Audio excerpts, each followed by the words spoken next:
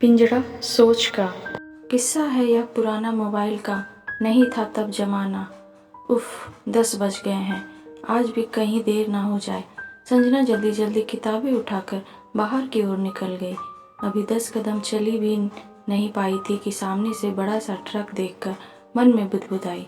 इन छोटे शहरों की तंग गलियों की यही मुसीबत है, एक बड़ी गाड़ी आई नहीं, पूरा रास्ता ब्लॉक, पहले से ही इतनी देर हो गई, अब इसके निकलने का अलग इंतजार करो। मन में बड़बड़ाते संजना साथ वाले घर की दीवार से के साथ सट कर खड़ी हो गई। दीदी! अचानक से इस आवाज़ ने संजना का ध्यान खिड़की की ओर खींचा, जो बिल्कुल उसके पीछे थी, जहां वो खड़ी थी।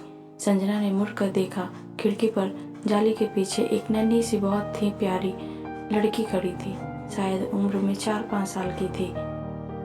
दीदी के जवाब में संजना ने भी कहा, हेलो। लड़की, आप कहाँ जा रही हैं दीदी? संजना, मैं कॉलेज जा रही हूँ। लड़की, मुझे भी कॉलेज जाना है। संजना, इसके लिए तो आपको बड़ा होना पड़ेगा। लड़की, फिर आप ले जाएंगी मुझे? संजना, हाँ ले जाऊंगी, बाय बाय कहकर संजना जल्दी से ट्रक के निकलते ही भागी।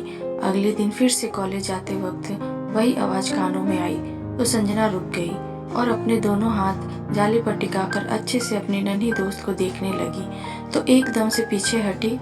साथ में उसकी माँ भी बैठी थी। दीदी, आपका क्या नाम है? मेरा नाम संजना है, लेकिन सब मुझे संजू बुलाते हैं। और तुम्हारा? मेरा नाम दिव्या है और यह मेरा भैया है, इसका नाम शिवा है।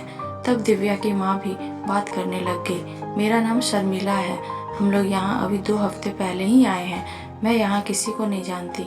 मेरे पति ठेकेदारी का काम करते हैं, सुबह के निकले रात को घर आते हैं। बस मेरा सारा दिन घर और बच्चे संभालने में ही निकल जाता है। आप कहाँ रहती हैं? हम आपके ही लाइन में 3 घर छोड़कर रहते हैं, कभी समय मिले तो आना। थोड़ी देर और इधर उधर की बात करने के बाद संजना चली गई। हर रोज आते जाते जब भी बच्ची खिड़की पर खड़े होती तो संजना 1 मिनट के लिए ही सही लेकिन जरूर बात करती। एक शाम संजना वहाँ से निकली तो दिव्या की आवाज़ से रुक गई। दीदी, आप कहाँ जा रही हैं? मैं मंदिर जा रही हूँ, क्या तुम चलोगी मेरे साथ? हाँ, मैं चप्पल पहनकर आती हूँ कहकर दिव्या भागी। तभी वहाँ शर्मिला भी आ गई। क्या बात हो रही है दीदी? और दिव्या में हंसकर बोली, मैं मंदिर जा रही हूँ, क्या मैं दिव्या को साथ ले जाऊँ? नहीं अभी नहीं, अभी इसके डिनर का समय है कहकर उसने बाहर निकलती दिव्या का हाथ पकड़ लिया। संजना को उसका इनकार अच्छा नहीं लगा और झट से पूछ पड़ी, आप इन्हें बाहर क्यों नहीं खेलने देती? देखो कितने बच्चे खेल रहे हैं। नहीं, बाहर बहुत धूल है और सामने वाले घर में मरम्मत चल रही है, तो बाहर कितना ईंट रेत पड़ी है, मुंह बनाते हुए शर्मिला बोली। तो आप इन्हें पार्क ले जाया करें। भले ही शहर हमारा छोटा है, पर पार्क बहुत अच्छा है, ज़्यादा दूर भी नहीं है। संजना अपनी तरफ से सब अच्छे सुझाव दे रही थी। नहीं, पार्क में बहुत बच्चे होते हैं, किसी ने इन्हें मार वार दिया तो मेरे लिए और मुश्किल खड़ी हो जाएगी कहकर वो दूसरे काम में करने लग गई। संजना को समझने में देर न लगी कि वो एक जिद्दी दिमाग के ऊपर कोशिश कर रही है। मंदिर से वापस आते ही संजना सामने बैठी माता पिता को देखकर गुस्से में बोलने लगी, मुझे आज इस शर्मिला पर बहुत गुस्सा आया, साफ इनकार कर दिया मेरे साथ दिव्या को भेजने से। कैसी माँ है जो अपने ही बच्चों पर अन्याय कर रही है, एक पल के लिए भी बाहर जाने नहीं देती। तरसते हैं दोनों बच्चे बाहर निकलने के लिए, सारा दिन खिड़की पर लटके रहते हैं। संजू की बात अभी खत्म भी नहीं हुई थी कि बीच में ही माँ सुधा बोल पड़ी, संजू तू उसके बच्चों से दूर रह, वो वहमी किस्म की औरत है। बच्चे तुझे ही नहीं, गली में निकलने वाले हर आंटी अंकल भैया को बुलाते हैं, सारी गली उन्हें खिड़की वाले बच्चे कहती है। वो माँ खुद एक असुरक्षित सोच लेकर बच्चों को सारी दुनिया से सुरक्षित रखना चाहती है।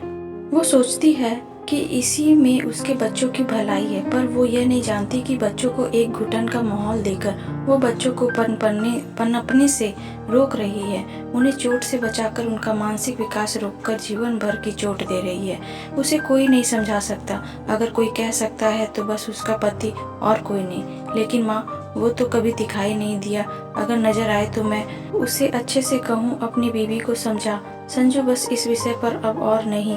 माँ के एक शब्द से संजू चुप कर गई। लेकिन यह क्या, एक शाम संजना के घर के दरवाजे पर बहुत जोर से खड़खड़ाने की आवाज़ आई।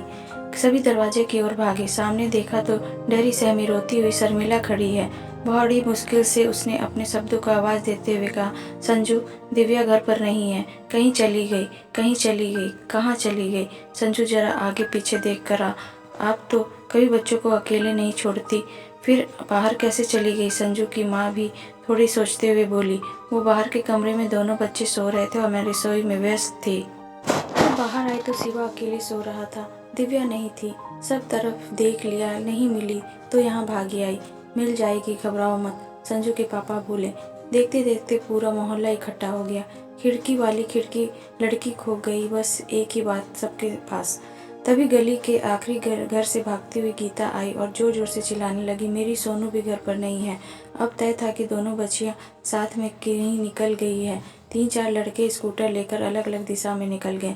आधे घंटे में 3 वापस आए कि नहीं मिली। एक शहर के बाहर बने बस स्टैंड तक पहुंच गया। पता करते करते पता चला कि 2 लड़कियां हाथ पकड़े रोती हुई जा रही थी। कोई उन्हें बस स्टैंड के अंदर ले गया। वहां के इंचार्ज ने पुलिस को फ़ोन किया। अब बच्चे पुलिस स्टेशन में हैं। खबर मिलते ही दोनों के पिता, जो अब तक आ चुके थे, जल्दी से भागे। बच्चियां बड़े मज़े से फ्रूटी पी रही थी। पापा को देखते ही भागकर गले लग गई। पूरा मोहल्ला गली में खड़ा था, किसी के घर खाना नहीं बना था। दिव्या को देखते ही शर्मिला पागलों की तरह दौड़ी। कहाँ चली गई थी दिव्या? सोनू ने कहा वो पार्क जा रही है। मैंने कहा मुझे भी अब आना है। दरवाज़ा खुला था तो मैं चली गई। पार्क का गेट खुला नहीं तो हम चलते चलते और फिर हम खो गए। दिव्या ने अपनी भोली सी जुबान में सारी कहानी सुना दी। शर्मिला, लेकिन बेटा मैंने मना किया है ना आपको घर से बाहर जाने को। दिव्या, लेकिन मुझे जाना है बाहर खेलने, मुझे नहीं अच्छा लगता सारा दिन घर में रहना। दिव्या के पिता ने घूर कर माँ की तरफ देखा और बोले, सुन लिया, आज जो भी हुआ सबकी जिम्मेदार तुम हो। पता नहीं कब तुम्हें अकल आएगी। अगर आज हम अपनी बेटी को खो देते तो मैं खुद को कभी माफ़ नहीं कर पाता। तभी सुधा बीच में आई और बड़े प्यार से बोली, शर्मिला, तुमने अपने दिल में कहीं से गलत विचार बिठा लिया है। शायद आजकल जो घटनाएं हो रही है वो भी वजह है, लेकिन यूँ बच्चों को बंद करके रखना कोई हल नहीं है। उनका मानसिक विकास रुक जाएगा, वो आत्मविश्वास खो देंगे और बड़े होकर डरे सहमे से रहेंगे। उन्हें बांधो नहीं, उड़ने दो। जैसे चिड़िया अपने बच्चों को स्वयं उड़ाती है, वैसे तुम्हें भी उन्हें उड़ान देनी है, ना कि पंख काटने हैं। वो रोते रोते बोल रही थी, मैं समझ गई, मैं ही गलत थी मम्मा, आपसे बहुत सॉरी है बेटा। कल से आपको पार्क मम्मा लेकर जाएगी। देखते देखते सबके चेहरे पे मुस्कान आ गई। माँ और बेटी दोनों लौट जो आई थी।